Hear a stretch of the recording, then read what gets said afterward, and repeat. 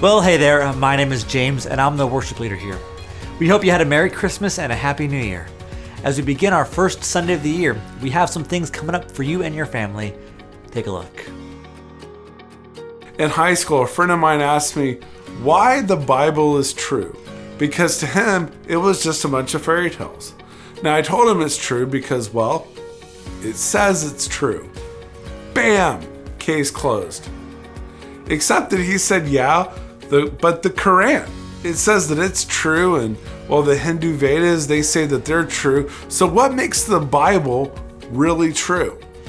And I said, well, it's true because I want it to be, leave me alone, all right? Now that may have been good enough for me, in high school, but it certainly was not good enough for my skeptic friend. See, his skepticism of the Bible, it rings true of today's culture. So if you want to learn a few things about how the Bible is not just, a bunch of fairy tales, then join me on a 6-week study called Evidence That Demands a Verdict by Josh McDowell. We're going to explore real questions that you may have about the Bible. And for sure, your neighbor does. Now, we have many small groups doing this video-based study. And we even have a brand new group called A Taste of Small Groups that's going to be on Wednesday nights, and it's going to have desserts every week. If you've been coming here for a bit, you've heard our pastors preach from the Bible and share a bit about themselves in sermons. But it's time to get to know them. There's nothing better than sitting down face to face, hanging out, and learning about each other. You can find out why Pastor Mike is a Detroit Lions fan. And I'll tell you this, it's not because of their record. So, next Sunday at 12:15, join us for a meet and greet. When I first moved to Arizona, I had a Facebook account like all the cool college kids had in 2008. But see, the teenagers, the kids in our youth group, they all said that MySpace was cooler. But then, a couple years later, something happened and now MySpace wasn't cool, and for some reason, Facebook became the end thing.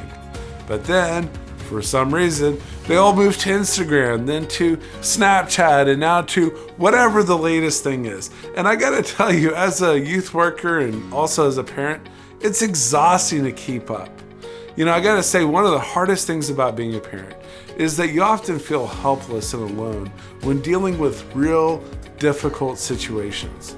Pastor John's going to be doing a seminar on January 21st called Navigating Through the Jungle, which is for parents or really anyone interested in helping kids or teenagers in our culture. You're going to be given tools and real life help for our ever-changing world. You can stay connected to us 24/7 at our website, stmarkphx.org, and also our Facebook page. In your bulletin, you'll find a welcome card to fill out and place in the offering basket later in service. And in your seat back, we've got a prayer card where you can share prayer requests with us, and you can make it private or public. If you're new here, we have a gift waiting for you at the Welcome Center, so if you haven't already swung by there, please do so after service. Now, we're about to begin with worship, so please silence your devices. We believe that in this new year, God has something important to teach you and give you a new beginning in the name of Jesus. Thanks again for being here.